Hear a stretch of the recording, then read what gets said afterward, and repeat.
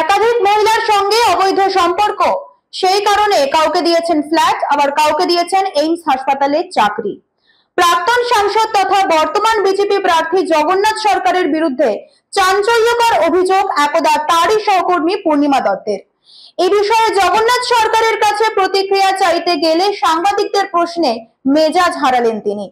কি অভিযোগ করলেন পূর্ণিমা দত্ত, শুনে নেব। বিন্নেগরের বান্টি রয় বলে একটা মেয়ে, তাকে উনি চাকরি দিয়েছেন এইমসে।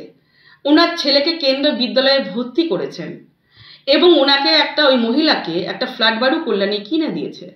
আপনারা খোঁজ নিয়ে দেখবেন, আমি যদি মিথ্যা বলি, যে শাস্তি দেবে আমি সেই শাস্তি মেনে মাথা পেতে নেব। বান্টি রয়টা কি? বান্টি রায় হচ্ছে গিয়ে 2021 সালে উনি ভারতীয় জনতা পার্টি আসে। অল্প বয়সী একটা মেয়ে, উনি ডিভোর্সি, 28 বছর বয়স, একটা ছেলে আছে, বিন্নগরের শহরে বাড়ি, কোনো দায়িত্ব কোনোদিনই ছিল না। কি করে জগন্নাথ সরকার ওর সঙ্গে সম্পর্ক হয়ে যাওয়ার পরে ওই মেয়েটাকে চাকরি দেয় এবং ওর ছেলেকে কেন্দ্রীয় বিদ্যালয়ে ভর্তি করে এবং এমনকি কল্যাণী ফ্ল্যাট বাড়ু ওনাকে মেয়েটাকে কিনে দিয়েছে। আচ্ছা, কি এমন সম্পর্ক তাতে করে চাকরি দিতে হচ্ছে, ফ্ল্যাট কিনে দিতে হচ্ছে? দেখুন, সেই সম্পর্কটা আমরা তো জানার চেষ্টা করেছি যে আজকে যারা নাকি ওনাকে ভোট দিয়ে বিজেপির কর্মীরা, কত মানুষ মার খেয়েছে, ধর খেয়েছে, যারা নাকি প্রচুর পরিশ্রম করেছে, তাহলে সেই জায়গার থেকে তাহলে আমাদের বিজেপির কর্মী, আদি বিজেপির কর্মী যারা, তারা কোথায় গেল? তাদের জন্য কেন নয়? না, হঠাৎ এই বান্টিরাই একটা ব্যক্তিকে মূলত এরকম সুবিধা পাই দেওয়ার কারণটা কি মনে? দেখুন, অবশ্যই কোনো সম্পর্ক আছে, সেটা আমি বলতে পারবো না ওনার সঙ্গে কি সম্পর্ক, সেটা আপনাদের খোঁজ নিতে হবে। কি সম্পর্ক আছে? যে একটা সম্পর্ক থাকলে তার ছেলেকে কেন্দ্রীয় বিদ্যালয়ে ভর্তি করা, তার ফ্ল্যাট বাড়ি কিনে দেওয়া, তার এইমসে চাকরি দেওয়া। উনি যদি বলে থাকেন মিথ্যা কথা বলছি আমি, তাহলে আপনারা এইমসে গেলে, হেড অফিসে গেলেই জানতে পারবেন এটা কার ফান্ড থেকে ওই মেয়েটা চাকরি পেয়েছে, আপনারা জানতে পারবেন এটা। আর একটা বিষয় আমি বলি, ওনার যে স্বভাব চরিত্র ভালো না।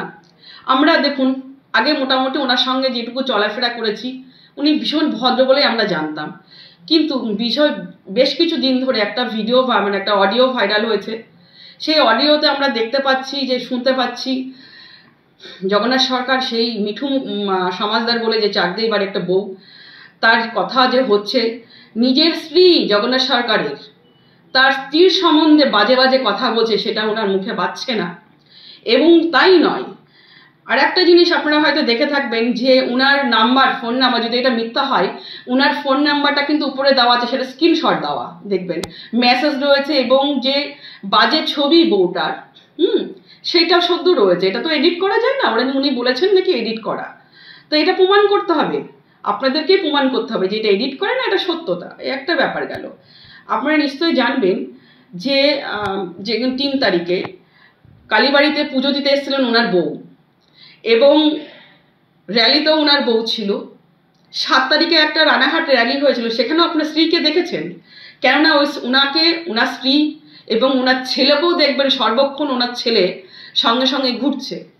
2019 সালে কিন্তু ওনার সঙ্গে কেউ ছিল না, আমাদের সাধারণ মানুষ যারা কর্মী তারা ওনার সঙ্গে ছিল।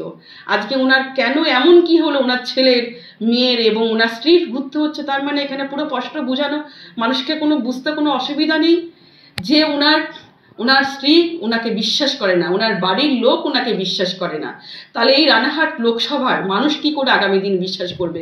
মানুষের জন্য কি কাজ করেছে, যার জন্যই আমার এই দলটা ছাড়া। চ্যালেঞ্জ করছি, জান কেউ আমার বিরুদ্ধে অভিযোগ করেছে, নোংরামের একটা শেষ থাকে।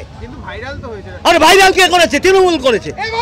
আর আপনারা দালালি করে করেন এইগুলো, নোংরা নীল সাংবাদিকতা। আমি চ্যালেঞ্জ করছি, জান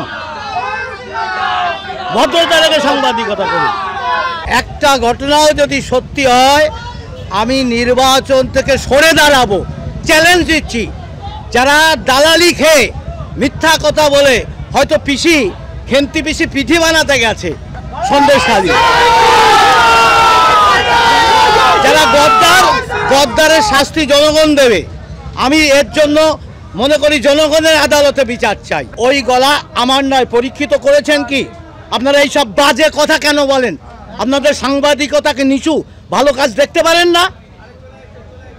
সব ভদ্রতা, আমি ভদ্র করে সাংবাদিকতা করুন। আপনারা এই পোর্টালগুলো এই ধরনের খবর করতে ব্যস্ত হয়, এসব আটকানো যাবে না। বদনামি করে, এগুলো তৃণমূলের। আমি যে মিথ্যা বলে উনি মানহানি কেস কেন করছেন না, আমি ওনাকে বলবো আমি মিথ্যা বলছি, আপনি মানহানি কেস করুন, তবেই তো ওনার যাচাই করা যাবে ওনার ভয়েসটা সত্য না মিথ্যে, এবং মেসেজগুলো ওনার সত্য না মিথ্যে, ওনার যা ডকুমেন্টস আপনাদের কাছে এসছে সেগুলো সত্য কি মিথ্যে, তাহলে এটা যাচাই হয়ে যাবে।